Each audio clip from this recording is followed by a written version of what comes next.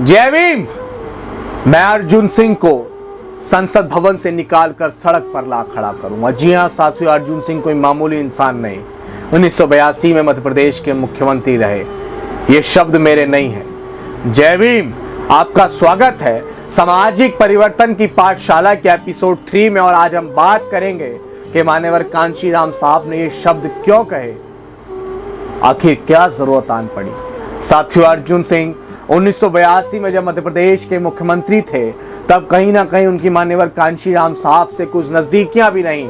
फूलन देवी से डाकू बनी फूलन देवी का आत्मसमर्पण अर्जुन सिंह के सामने उनके मुख्यमंत्री रहते ही एक प्लान के तहत करवाना भी मान्यवर कांशीराम साहब और अर्जुन सिंह की दोस्ती का सबूत था।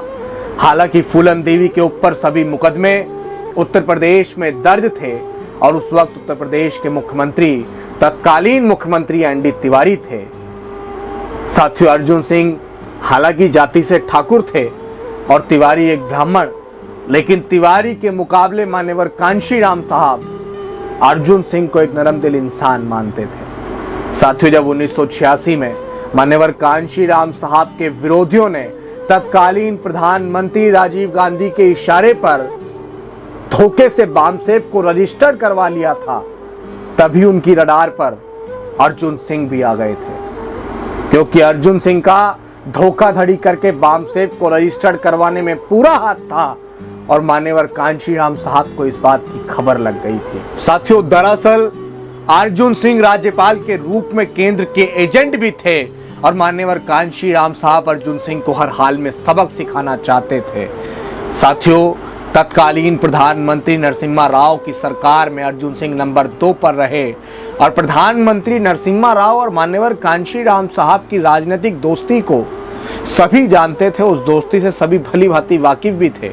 इसी के चलते तत्कालीन प्रधानमंत्री नरसिम्हा राव अर्जुन सिंह का बचाव करते रहे। साथियों, इसके बाद फिर 1997 में उन दिनों अर्जुन सिंह ने सतना लोकसभा क्षेत्र से बीएसपी यानी कि बहुजन समाज पार्टी के एक मजबूत प्रत्याशी जिनका नाम था शुक्लाल कुशवाहा को एक फर्जी मुकदमे में साजिश के तहत, जो मुकदमा हत्या का था, उसके तहत जेल भिजवा दिया था।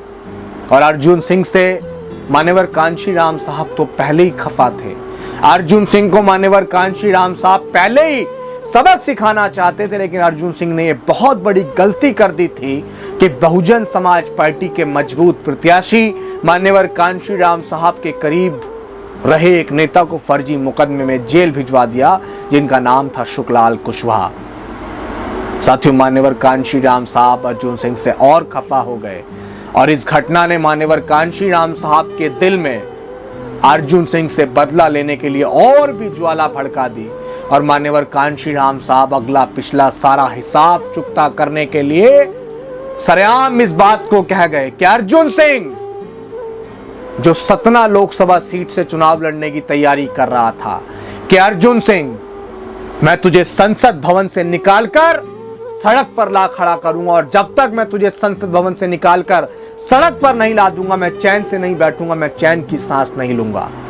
और साथियों, उसी सीट से मान्यवर कांशीराम साहब ने कमर कस ली।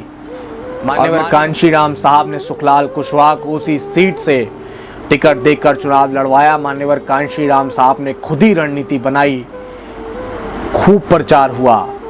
एक समय ऐसा लग रहा था कि वो अर्जुन सिंह जो अपने जीवन का कोई भी लोकसभा चुनाव नहीं हारा है, 1982 में मध्य प्रदेश के मुख्यमंत्री रहे हैं, उसको कौन हरा सकता है। लेकिन साथियों, मान्यवर कांशीराम साहब के प्रत्याशी शुक्लाल कुशवाहा, जिसको साजिश के तहत जेल भेजा गया था, उसी प्रत्याशी ने अर्जुन सिंह को, बहुजन समाज पार्टी के प्रत्याशी शुक्लाल कुशवाहा ने अर्जुन सिंह को लगभग 20,000 वोटों से हराया।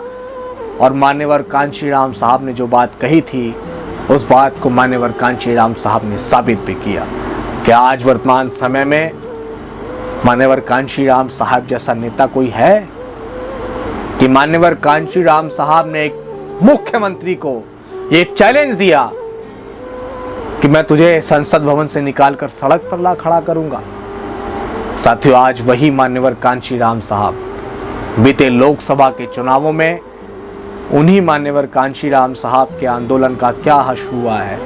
देश में बहुत सारे नेता हैं जो कवायद करते हैं कि हम मान्यवर कांशीराम साहब और डॉक्टर अंबेडकर, फूले शाहू की विचारधारा को आगे बढ़ाने आए हैं, लेकिन आपस में लड़ने से विचारधारा आगे नहीं बढ़ेगी। मान्यवर कांशीराम साहब ने कहा था कि सामाजिक परिवर्तन के बिना राजनीतिक परिवर्तन नहीं हो सकता है, लेकिन हमारे नेताओं को ये बात नहीं समझ आ रही है। साथियों, मैं उम्मीद करता हूं कि मेरे इस विषय से सामाजिक परिवर्तन की पाठशाला के इस तीसरे एपिसोड ने आपको बहुत कुछ सिखाया होगा कि अगर आप कुछ करने की ठान लें तो परिस्थितियां भी आपको जिताने के लिए आपके पीछे लग जाती हैं। और मान्यवर कांशीराम साहब बहुजन राज स्थापित करने के लिए जिद्दी थे, और ऐसा आपको भी जिद्दी बनना पड़ेगा। हमें एकजुटता दिखाने के लिए, हमें एकजुट करने के लिए जिद्दी बनना पड़ेगा। तो साथियों, बने रहिए, आपसे फिर मुलाकात होगी एक नए एपिसोड के साथ। जब तक के लिए जय भीम, जय भारत, जय संविधान।